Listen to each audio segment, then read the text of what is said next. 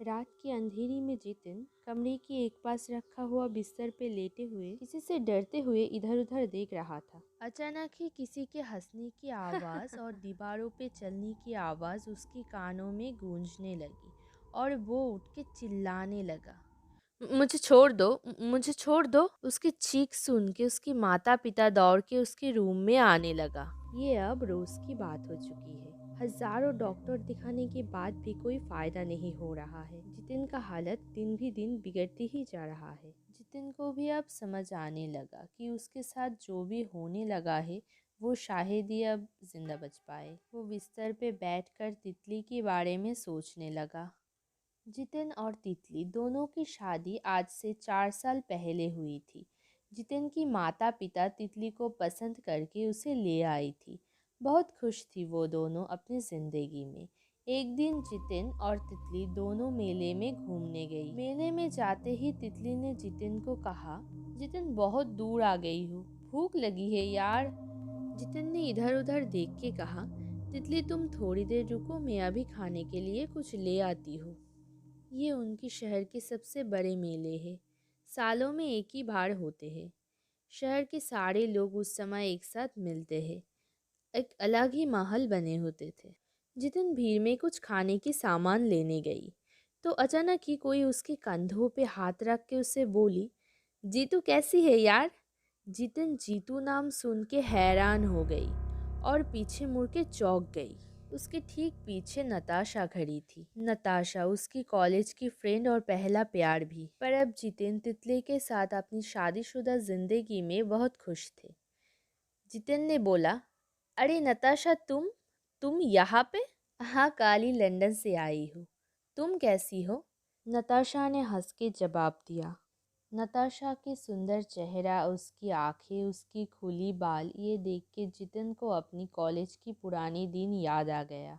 अचानक नताशा जितिन को हल्की सी धक्का देके कहा, ओ हेलो, कहाँ खो गई हो? मैं कुछ पूछ रही हूँ तुम्हें। जितिन ने कहा, हाँ ठीक हूँ।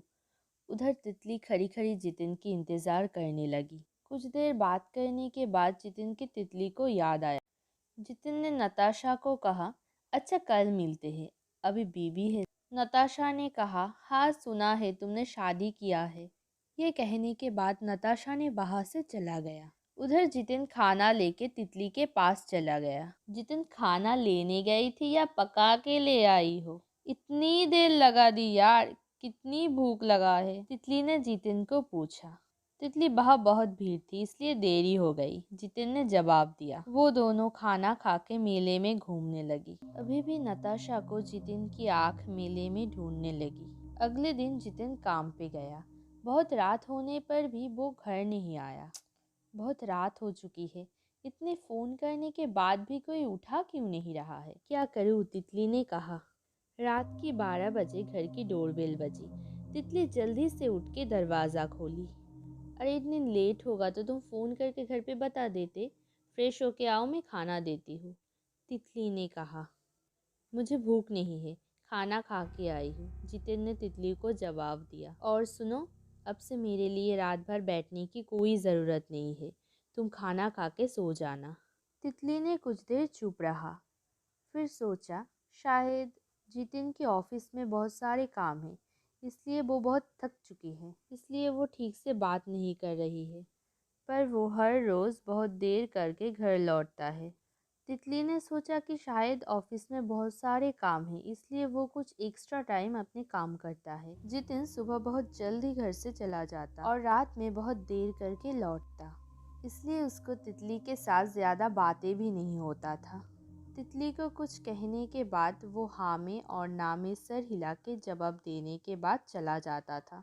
एक दिन तितली खाना खाने के बाद बिस्तर पे लेट के जितिन की वेट करने लगी। वेट करते करते वो सो गई। सुबह अलार्म बजने पर उसका नींद खुली। अचानक ही उसे याद आया कि कल रात जितिन घर नहीं आई। अचानक घर की डोरबेल बजी। तितली डोर खुली तो वो जितिन था। तुम कल पूरी रात घर क्यों नहीं आए? तितली ने जितिन को पूछा। ऑफिस में बहुत काम था, पूरी रात काम करना पड़ा, जितिन ने अंदर आते आते कहा। ये आप कौन सी काम आ गया है जो रात भर करनी पड़ती है? तितली ने जितिन को पूछा।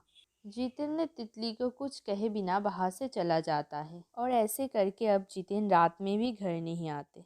जितिन ठीक से घर नहीं आता था, इसलिए तितली एक दिन ठीक किया कि ऑफिस के बॉस से मिलने जाएंगे। जितिन के ऑफिस की बॉस तितली को पहचानते थे। सर, मैं अंदर आ सकती हूँ क्या? तितली ने जितिन के बॉस से कहा। अरे तितली, कैसी हो?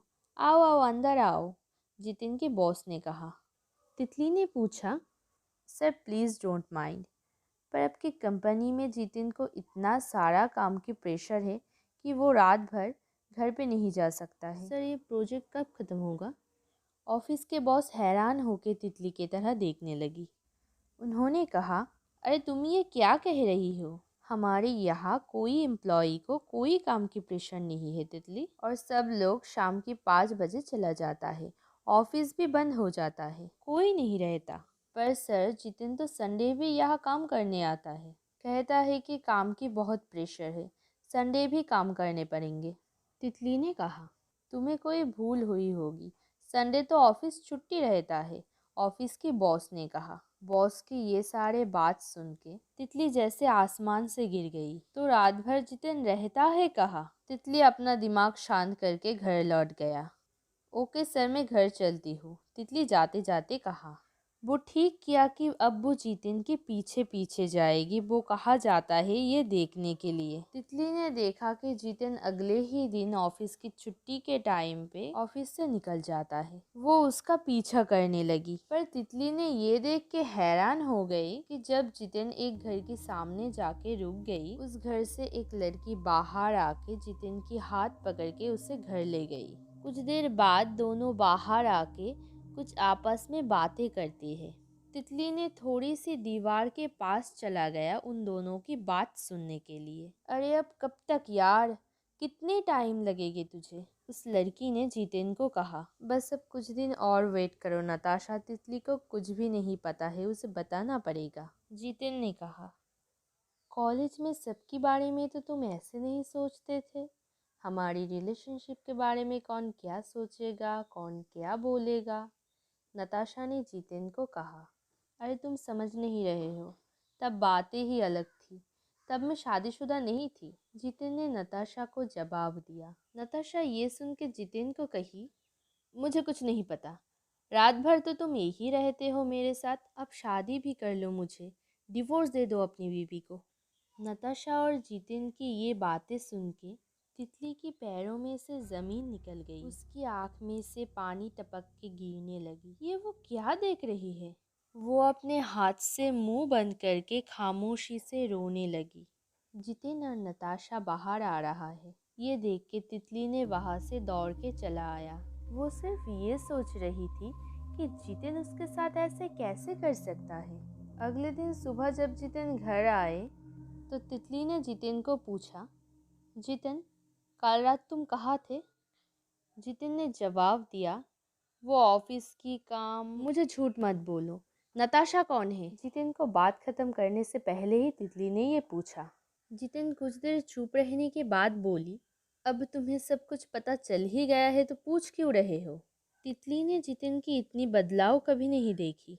वो और बिना वक्त बर्बाद किए सीधा नताशा के घर चली गई और वहाँ जाके तितली ने नताशा को कहा, तुम क्यों मेरे शादीशुदा ज़िंदगी को बर्बाद कर रही हो?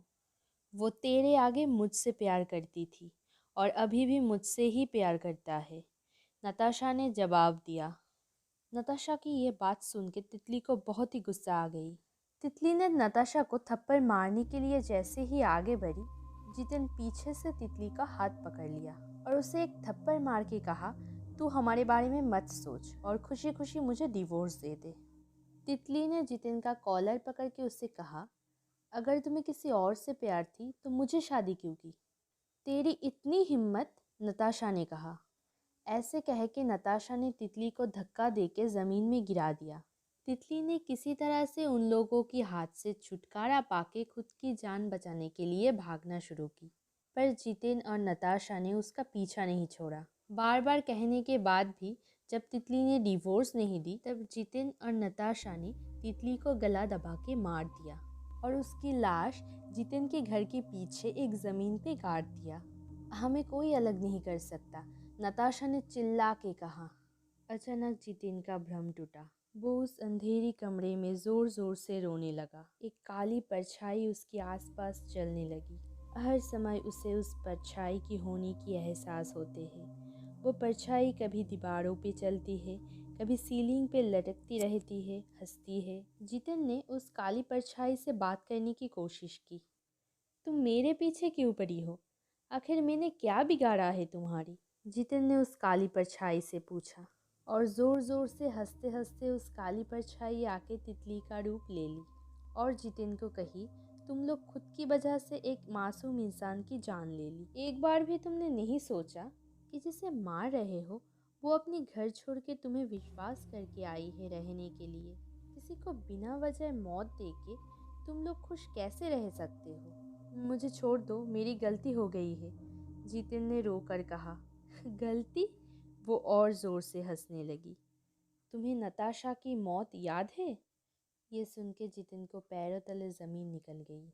जितिन ने सोचने लगा कि तितली को मरने के बाद जितिन और नताशा ने खुशी खुशी रहने के लिए सोचा, पर तितली की आत्मा नताशा को हर जगह दिखाई देती थी, जैसे अब जितिन को दिखाई देती है। वो नताशा को कभी घर पे शांति से रहने नहीं दिया। नताशा ने जब जितिन को उस काली परछाई जिसे वो हर जगह देखती थी उसकी डरावनी चेहरे के बारे में बोलना चाहा, तब जितिन धीरे धीरे उसको पागल समझने लगी। ऐसे करके धीरे धीरे नताशा ने डिप्रेशन में आ गई। वो किसी से ठीक से बात नहीं करती थी, हमेशा रोती रहती थी और पागलों की तरह हरकत करती थी, ठीक जैसे अब जितिन कर रहा है। एक दिन जितिन नताशा के घर पे आके देखा कि नताशा की लाश कमरे की एक कोने में पड़ी है। खून की एक बूंद भी नहीं है उसके शरीर पे। उस दिन से लेके आज तक जितिन को तितली की आत्मा ने परेशान करती है।